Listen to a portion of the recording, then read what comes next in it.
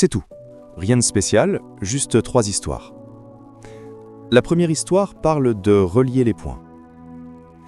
J'ai quitté Reed College après les 6 premiers mois, mais je suis resté en tant qu'auditeur libre environ 18 mois de plus avant de vraiment arrêter. Alors, pourquoi ai-je quitté? Ça a commencé avant ma naissance. Ma mère biologique était une jeune étudiante diplômée célibataire et elle a décidé de me mettre en adoption. Elle voulait absolument que je sois adopté par des diplômés universitaires. Donc tout était prêt pour que je sois adopté à la naissance par un avocat et sa femme. Sauf que quand je suis né, ils ont décidé à la dernière minute qu'ils voulaient vraiment une fille. Alors mes parents, qui étaient sur une liste d'attente, ont reçu un appel au milieu de la nuit demandant « Nous avons un bébé garçon inattendu, voulez-vous l'adopter ?» Ils ont dit « Bien sûr ». Ma mère biologique a découvert plus tard que ma mère n'avait jamais fini l'université et que mon père n'avait jamais terminé le lycée. Elle a refusé de signer les papiers d'adoption finaux. Elle a seulement accepté quelques mois plus tard quand mes parents ont promis que j'irais à l'université. C'était le début de ma vie. Et 17 ans plus tard, je suis allé à l'université.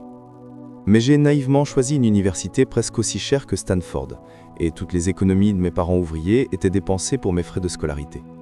Après 6 mois, je ne voyais pas la valeur. Je n'avais aucune idée de ce que je voulais faire de ma vie et aucune idée de comment l'université allait m'aider à le découvrir. Et voilà que je dépensais tout l'argent que mes parents avaient économisé toute leur vie. Alors j'ai décidé de quitter et de faire confiance que tout allait bien se passer. C'était assez effrayant à l'époque, mais avec le recul, c'était l'une des meilleures décisions que j'ai jamais prises. Dès que j'ai quitté, j'ai pu arrêter de suivre les cours obligatoires qui ne m'intéressaient pas et commencer à assister à ceux qui semblaient bien plus intéressants. Ce n'était pas romantique. Je n'avais pas de chambre universitaire, alors je dormais par terre et chez des amis. Je rapportais des bouteilles de coca pour récupérer les 5 cents de consigne afin d'acheter de la nourriture. Et je marchais 7 miles à travers la ville chaque dimanche soir pour avoir un bon repas la semaine au temple Hare Krishna. J'ai adoré ça. Et beaucoup de ce sur quoi je suis tombé par curiosité et intuition s'est révélé inestimable plus tard. Laissez-moi donner un exemple. Reed College offrait à l'époque peut-être le meilleur cours de calligraphie du pays.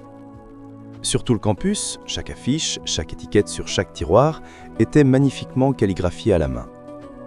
Comme j'avais quitté l'université et que je n'étais pas obligé de suivre les cours normaux, j'ai décidé de suivre un cours de calligraphie pour apprendre à faire ça.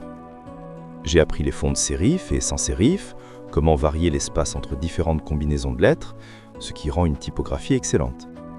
C'était beau, historique, artistiquement subtil d'une manière que la science ne peut pas capturer, et j'ai trouvé ça fascinant. Rien de tout cela n'avait de pratique immédiate dans ma vie. Mais 10 ans plus tard, quand nous avons conçu le premier ordinateur Macintosh, tout m'est revenu et nous avons tout intégré dans le Mac. C'était le premier ordinateur avec une belle typographie. Si je n'avais jamais suivi ce cours de calligraphie, le Mac n'aurait jamais eu plusieurs fontes ou des caractères proportionnels. Et comme Windows a juste copié le Mac, il est probable qu'aucun ordinateur personnel ne les aurait. Si je n'avais jamais quitté l'université, je n'aurais jamais suivi ce cours de calligraphie et les ordinateurs personnels n'auraient peut-être pas cette belle typographie. Bien sûr, il est impossible de relier les points en regardant vers l'avant quand on est à l'université, mais c'est très clair en regardant en arrière 10 ans plus tard. Encore une fois, on ne peut relier les points qu'en regardant en arrière, pas en regardant vers l'avant. Donc, vous devez faire confiance que les points se relieront d'une manière ou d'une autre, dans votre futur. Vous devez croire en quelque chose, votre instinct, le destin, la vie, le karma, peu importe.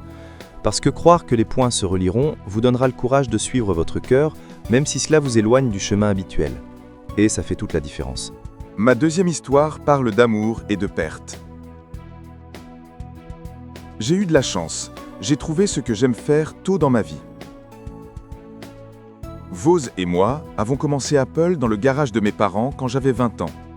Nous avons travaillé dur et en 10 ans, Apple est passé de nous deux dans un garage à une entreprise de 2 milliards de dollars avec plus de 4000 employés.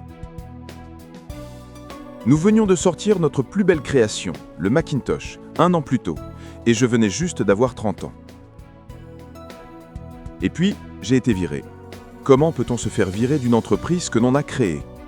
Eh bien, quand Apple a grandi, nous avons embauché quelqu'un que je pensais très talentueux pour diriger l'entreprise avec moi. Et pendant la première année environ, tout allait bien. Mais ensuite, nos visions de l'avenir ont commencé à diverger. Et finalement, nous avons eu un désaccord. Quand cela s'est produit, notre conseil d'administration l'a soutenu. Donc, à 30 ans, j'étais dehors, très publiquement. Ce qui avait été le centre de ma vie adulte entière avait disparu. Et c'était dévastateur.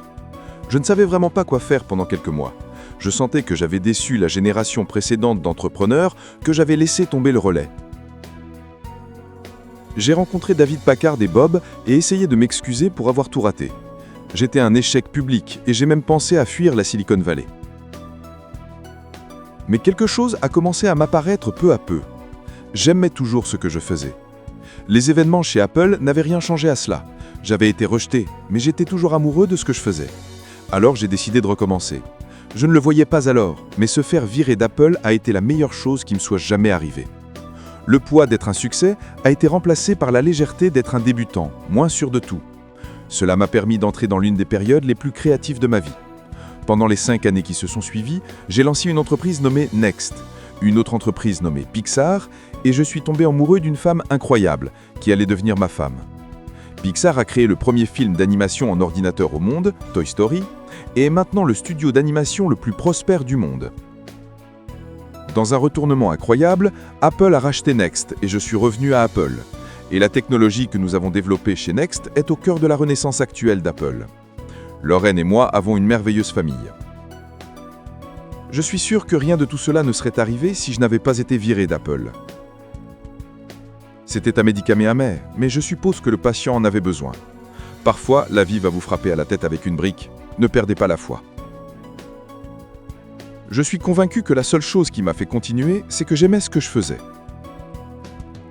Vous devez trouver ce que vous aimez. Et c'est vrai autant pour le travail que pour les amours. Votre travail va remplir une grande partie de votre vie. Et la seule façon d'être vraiment satisfait est de faire ce que vous croyez être un travail excellent. Et la seule façon de faire un excellent travail est d'aimer ce que vous faites. Si vous ne l'avez pas encore trouvé, continuez à chercher et ne vous contentez pas de moins. Comme pour toutes les affaires du cœur, vous saurez quand vous l'aurez trouvé. Et comme dans toute grande relation, ça devient juste meilleur et meilleur avec les années. Donc continuez à chercher, ne vous contentez pas de moins. Ma troisième histoire parle de la mort. Quand j'avais 17 ans, j'ai lu une citation qui disait à peu près « Si tu vis chaque jour comme si c'était le dernier, un jour, tu auras raison ». Ça m'a marqué. Et depuis, pendant 33 ans, je me suis regardé dans le miroir chaque matin et je me suis demandé « Si aujourd'hui était le dernier jour de ma vie, est-ce que je voudrais faire ce que je vais faire ?»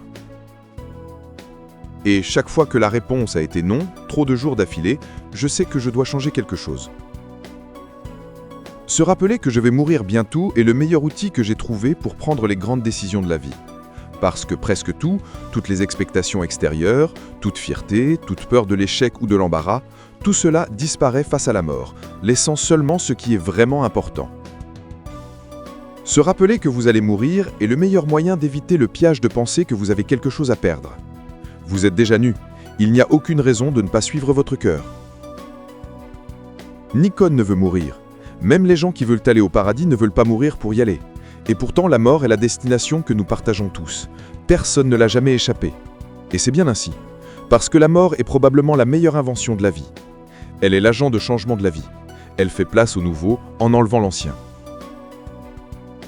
En ce moment, le nouveau, c'est vous. Mais un jour, pas très lointain, vous deviendrez l'ancien et serez remplacé. Désolé d'être dramatique, mais c'est vrai. Votre temps est limité. Alors ne le gaspillez pas à vivre la vie de quelqu'un d'autre. Ne soyez pas piégé par le dogme qui est de vivre selon les idées des autres. Ne laissez pas le bruit des opinions des autres étouffer votre voix intérieure. Et avant tout, ayez le courage de suivre votre cœur et votre intuition. Ils savent déjà ce que vous voulez vraiment devenir. Tout le reste est secondaire. Restez affamé, restez fou.